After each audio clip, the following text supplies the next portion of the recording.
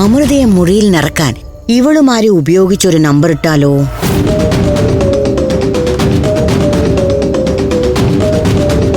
അയ്യോ, എന്റെ പൊന്നു മക്കളെ, നിങ്ങൾ ഇങ്ങനെ കാര്യങ്ങളൊന്നും അന്വേഷിക്കാതെ കളിച്ചോണ്ടിരുന്ന എങ്ങനെയാ?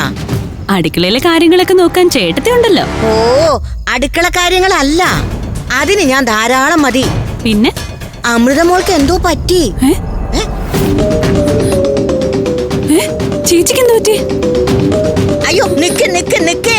അതെ, ഇങ്ങനെ ഞെട്ടി ഓടാൻ മാത്രം ഒന്നുമില്ല. നിങ്ങൾ മനസ്സ് വെച്ചാ തീരുന്ന കാര്യേ ഉള്ളൂ. ചേട്ടത്തി കിടന്ന് വട്ടം ചുറ്റാതെ കാര്യം പറയുന്നുണ്ടോ? പറയാം, വേറൊന്നുമല്ല. അമൃതക്ക് എന്തോ ഒരു വലിയ വിഷമം മനസ്സ് തട്ടിയിട്ടുണ്ട് എന്ന് ചേട്ടത്തിയോട് ആര് പറഞ്ഞു? ഇതൊക്കെ പറഞ്ഞിട്ടാണോ അറിയുന്നത്? നമുക്ക് വേണ്ടപ്പെട്ടവരെ നമ്മൾ ശ്രദ്ധിക്കില്ലേ? എന്നിട്ട് ഞങ്ങൾക്ക് അങ്ങനെയൊന്നും തോന്നിയില്ലല്ലോ. ആ, എങ്ങനെ തോന്നും? നിങ്ങൾക്ക് ഈ കളിയിലല്ലേ ശ്രദ്ധ. അമൃതേച്ചിക്ക് എന്ത് പറ്റിയെന്ന് ഒന്ന് പറ സിസിലിയെടുത്തി. അതെ, എപ്പോ നോക്കിയാലും അമൃതമോൾക്ക് എന്തൊക്കെയോ ആലോചനയാ. പിന്നെ ഒറ്റക്ക് മുറിയിൽ തന്നെ ഒരേ ഇരിപ്പും.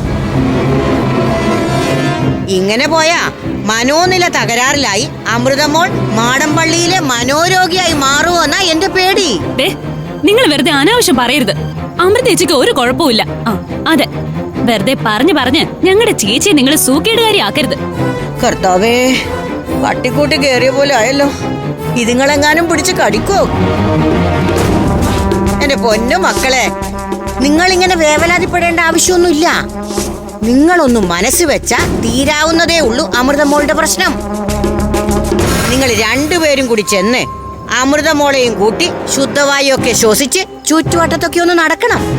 കൂട്ടത്തിലെ മനപ്രയാസത്തിന്റെ കാര്യം കിള്ളി കിള്ളി നിങ്ങൾ ചോദിക്കണം.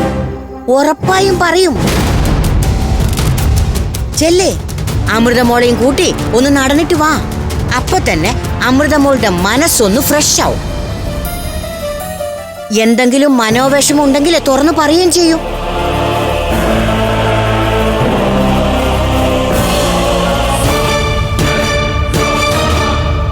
എന്താവോ എന്തോ.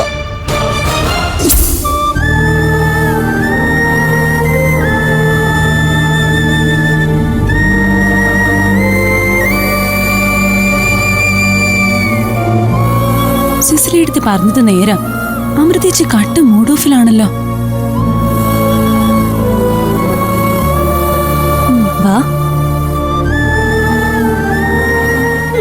അമൃതേച്ചി എന്തെങ്കിലും മുറി തന്നെ ഇരിക്കുന്നേ? അമൃതേച്ചി ഒന്ന് പുറത്തേക്ക് വന്നേ. ഓ, എനിക്കൊരു മൂഡില്ല. അതിനിപ്പോ ഇവിടെ എന്താ ഉണ്ടായേ? ഒന്ന് ചിരിക്കാൻ ചേച്ചി. ചുമ്മാ ഇരിക്കാൻ പറഞ്ഞില്ലേ ഞാൻ? എന്തിനായിട്ട് വാങ്ങിക്കുവേ? എന്താ അമൃതേച്ചി, നീ കണ്ടില്ലേ ഇവരെന്നെ ശല്യം ചെയ്യുന്നത്? കുറച്ചു നേരം സ്വസ്ഥമായിട്ടൊന്ന് ഒറ്റയ്ക്കിരിക്കാനും സമ്മതിക്കില്ല. അതെ, നിങ്ങൾ അമൃതേച്ചിയെ കുറച്ചു നേരത്തേക്ക് തനിച്ചു വിട്. ചേച്ചി കുറച്ചു നേരം ചിന്താവിഷ്ട ഇരിക്കട്ടെ. അതൊന്നും പറ്റില്ല. അമൃതേച്ചി ഇങ്ങനെ മൂഡ് ഓഫ് ആയിട്ടിരിക്കാൻ ഞങ്ങള് സമ്മതിക്കില്ല. എന്താ അമൃതേച്ചിയുടെ പ്രശ്നമെന്ന് ഞങ്ങൾക്ക് അറിയണം. അത് നിങ്ങക്ക് ഇതുവരെ മനസ്സിലായില്ലേ? ഇല്ല. അമൃതേച്ചി വിളിച്ചിട്ട് അഭിയേട്ടൻ ഫോൺ എടുക്കുന്നില്ല. ഇതാണ് കാര്യം. അങ്ങനെ പിണങ്ങാനും മാത്രം ഇവർ തമ്മിൽ എന്താ പ്രശ്നം? എടി, ബർത്ത്ഡേ പാർട്ടിക്ക് ഇവിടെ നടന്ന പ്രശ്നങ്ങള് കേസാക്കണമെന്ന് അഭിയേട്ടൻ പറഞ്ഞിട്ടും നമ്മൾ അനുസരിക്കാത്തതിന്റെ പ്രതിഷേധമായിരിക്കും. ഒരുത്തിയെ ഓടിക്കാൻ നോക്കിയിട്ട് ഇപ്പൊ ഇവളുമാരെല്ലാരും കൂടി ഇതിനകത്ത് പഞ്ചായത്താക്കിയോ? ചേച്ചി വിളിച്ചിട്ട് അഭിയേട്ടൻ ഫോൺ എടുക്കുന്നില്ലെങ്കിലേ ഞങ്ങളുടെ നമ്പറിൽ നിന്ന് വിളിക്കാം. എന്നിട്ടും അഭിയേട്ടൻ ഫോൺ എടുക്കുന്നില്ലെങ്കിൽ നമ്മളോട് എല്ലാം ദേഷ്യമാണെന്ന് ഉറപ്പിക്കാം. നിങ്ങൾ ആരും അഭിമന്യുവിനെ വിളിക്കണ്ട. എന്റെ ഫോൺ എടുക്കാതിരുന്നിട്ട് നിങ്ങളുടെ ഫോൺ എടുത്താൽ എനിക്ക് വിഷമാവും. അല്ല, എനിക്കറിയാൻ പാടില്ലാത്തോണ്ട് ചോദിക്കുക. അഭിയേട്ടന്റെയും ചേച്ചിയുടെയും കല്യാണം ഏതാണ്ട് പറഞ്ഞു ഉറപ്പിച്ചു വെച്ചിരിക്ക. എന്നിട്ട് എന്തിനാ ഇങ്ങനെ വൈകിപ്പിക്കുന്നേ? നിങ്ങൾ രണ്ടുപേരും ഒന്നിച്ചാ ഇങ്ങനത്തെ പ്രശ്നങ്ങളൊന്നും ഉണ്ടാവില്ല. ഇനി ആ നാറിയുടെ ഒരു കുറവും കൂടി എവിടെ ഉള്ളൂ. കല്യാണക്കാരും പറഞ്ഞപ്പോ ചേച്ചി എന്തോന്നും പറയാത്തെ? ഇതിനൊക്കെ പല പ്രാവശ്യം മറുപടി പറഞ്ഞു കഴിഞ്ഞതാ ഞാൻ. എന്റെ തീരുമാനത്തിൽ മാറ്റമൊന്നുമില്ല. അല്ല, ചേച്ചിയുടെ മൂഡ് മാറ്റാൻ നിങ്ങൾ എല്ലാരും കൂടി ഒന്ന് പുറത്തു പോയിട്ട് വാ. പുറത്തു പോകാതെ തന്നെ ഞങ്ങളുടെ ചേച്ചിയുടെ മൂഡ് മാറ്റാനേ ഞങ്ങൾക്കറിയാം. ഓ, അലക്കൊഴിഞ്ഞിട്ട് രാമേശ്വരത്ത് പോകാൻ പറ്റില്ലെന്ന് പറഞ്ഞ പോലെയാ. ഇവളുമാര് കാരണം ഇവിടുന്ന് സ്വർണ്ണം അടിച്ചു മാറ്റാൻ പറ്റുമെന്ന് തോന്നുന്നില്ല. ഫ്ലവേഴ്സ് ഒരുക്കുന്ന കാഴ്ച വസന്തം യൂട്യൂബിൽ പ്രേക്ഷകർക്ക് ലൈവായി കാണാം.